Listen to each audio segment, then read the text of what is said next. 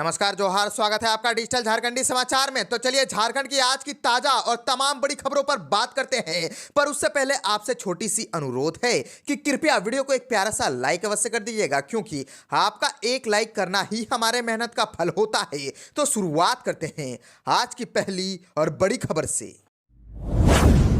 इस वक्त की बड़ी खबर झारखंड से आ रही है, जहां झारखंड में विधानसभा चुनाव को लेकर के दूसरे चरण की रस्साकसी तेज हो गई है। आधा दर्जन दल बदलू उम्मीदवारों पर कड़ी नजर। दरअसल झारखंड विधानसभा चुनाव के तहत दूसरे चरण के चुनाव में आधा दर्जन से अधिक प्रत्याशी ऐसे हैं जो इस बार पार्टी बदल करके चुनाव लड़ रहे हैं। इन्होंने 2019 में विधानसभा चुनाव किसी दूसरी पार्टी से लड़ा था, इस बार किसी और पार्टी के सिंबल पर चुनाव लड़ रहे हैं। और इनमें से कुछ नेताओं ने जहां पहले ही पार्टी बदल ली थी, तो कुछ अपनी टिकट नहीं मिलने पर बागी होकर के दूसरे दलों से चुनावी मैदान में उतर गए हैं। चुनाव में इन सभी नेताओं के प्रदर्शन पर सबकी निगाहें टिकी हुई है। जिन नेताओं नेत्रियों की इस बार पार्टी बदल गई है, उनमें सीता सोरेन, लुइस मरांडी, लोबिन हेम्ब्रम, हेमलाल मुर्मू, उमाकांत रजक, ये सब प्रमुख हैं। और आपको बताते चले कि हेमलाल मुर्मू ने पिछला चुनाव भाजपा के टिकट पर मुख्यमंत्री हेमंत सोरेन के विरुद्ध बरहेट से लड़ा था। इस बार ये झारखंड मुक्ति मोर्चा के टिकट पर अन्य सीट लीटीपाड़ा से चुनाव लड़ रहे हैं। पार्टी के दिनेश विलियम मरांडी का टिकट काट करके उन्हें इस सीट पर उतारा है। और आपको बताते चले कि सीता सोरेन पर भी सबकी निगाहें टिकी हुई है। झारखंड मुक्ति मोर्चा ने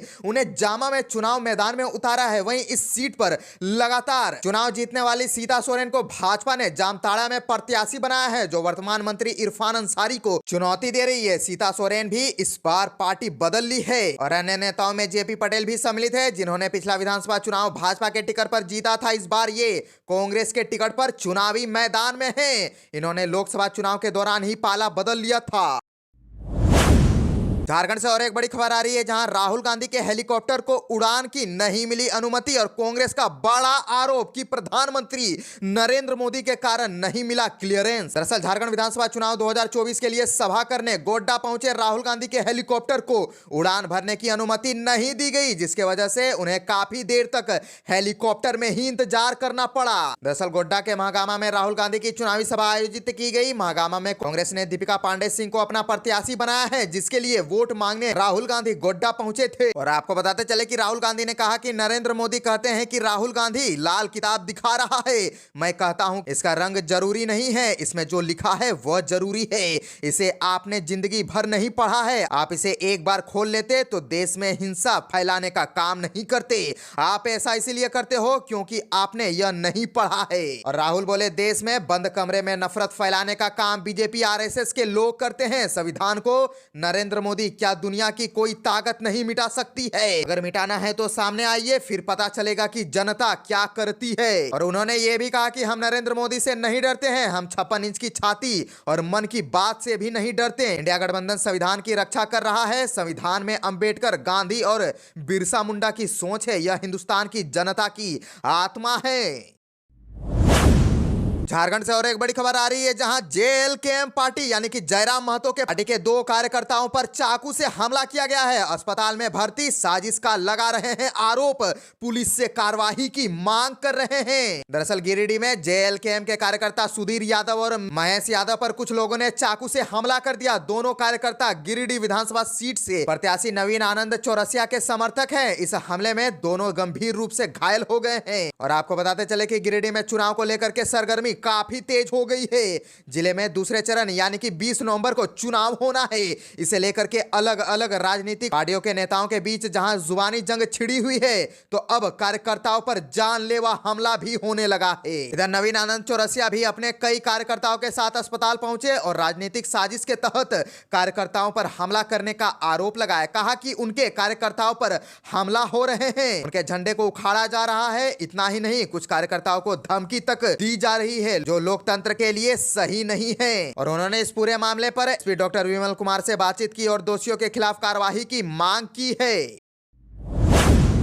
बीजेपी पूंजीपतियों की पार्टी है, देवघर में बोले तेजस्वी यादव। भाजपा के लिए महंगाई अब डायन नहीं महबूबा हो गई है। दरअसल देवघर विधानसभा के राजद प्रत्याशी सुरेश पासवान के पक्ष में चुनाव प्रचार करने के लिए बिहार विधानसभा के प्रतिपक्ष के नेता तेजस्वी यादव देवघर पहुंचे। तेजस्वी यादव ने जनसभा को संबोधित करते हुए उन्होंने कहा कि दो धाराओं के बीच चुनाव है। हेमंत सोरेन को जेल भेजा गया, लालू जी को परेशान किया गया। भाजपा केवल पूंजीपतियों की पार्टी है, यानी कि अमीरों और रईसों की पार्टी है। राज्य सरकार ने बिजली बिल माफ किया, 1 वोट से बिल माफ और खाते में मैया सम्मान योजना का पैसा खटाखट आ रहा है। सरकार बनी तो गैस सिलेंडर 1200 से घट करके डायरेक्ट 450 रुपए करेंगे और 2 लाख युवाओं को रोजगार भी देंगे। और आपको बताते चले कि तेजस्वी प्रसाद ने यह भी कहा कि भाजपा सबको सिर्फ और सिर्फ लड़ाने की बात करती है, इनके पास कोई मुद्दा ही नहीं है। हम लोग कलम और नौकरी बांटने का काम कर रहे हैं, भाजपा तलवार बांट रही है। भाजपा से हम लोग डरने वाले नहीं हैं। मुकदमा किया गया, जेल भेजा गया,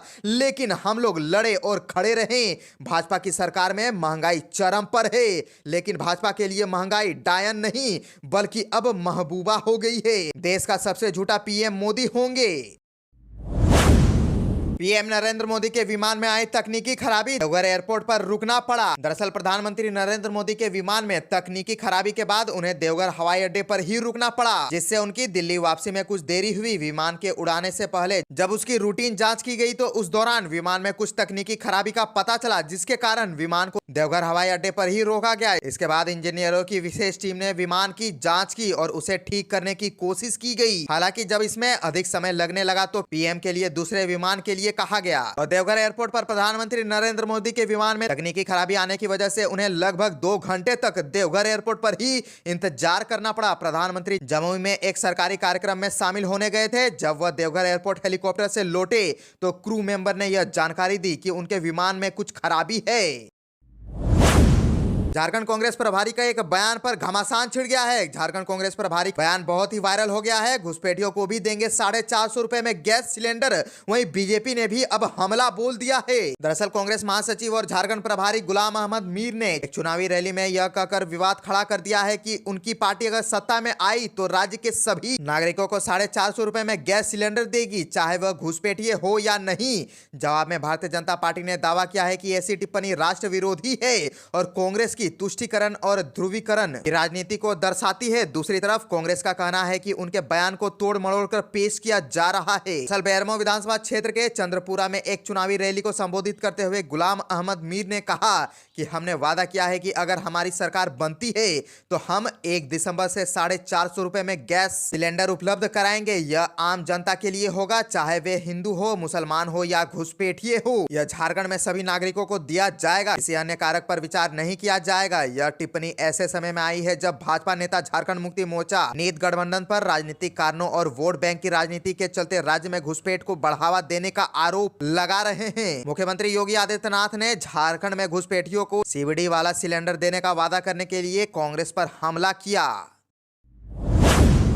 ईडी की जांच में एक बहुत ही बड़ा खुलासा, कमलेश कुमार के खिलाफ मिले 85 करोड़ 53 लाख की जमीन की हेराफेरी के बहुत बड़े सबूत। दरअसल रांची में जमीन घोटाला मामले में मनी लॉन्ड्रिंग के तहत जांच कर रही ईडी ने जमीन माफिया कमलेश कुमार को गिरफ्तार किया था। वह न्यायिक हिरासत में रांची के होटवार स्थित बिरसा मुंडा केंद्रीय कारा में बंद है। ईडी ने रांची स्थित पीएमएलए कोर्ट में अद्यतन जानकारी दी है कि जमीन माफिया कमलेश कुमार ने 2020 से 2024 के बीच 85 करोड़ 53 लाख रुपए की जमीन की हेराफेरी की है। ईडी ने कोर्ट को इससे संबंधित सबूत भी दिया है। ईडी ने इस प्रकरण में कमलेश कुमार सहित 6 के विरुद्ध सितंबर महीने में पीएमएलए कोर्ट में चार्जशीट दाखिल की थी और जिनके विरुद्ध चार्जशीट दाखिल की गई थी उनमें कमलेश कुमार के अलावा धनबाद के डीटीओ सह कांके अंचलाधिकारी दिवाकर प्रसाद द्विवेदी, कांके के अंचलाधिकारी जय कुमार, जमीन दलाल अरविंदर कुमार दुबे व अन्य निजी सहयोगी अरविंद कुमार साहू तथा रेखा देवी शामिल है।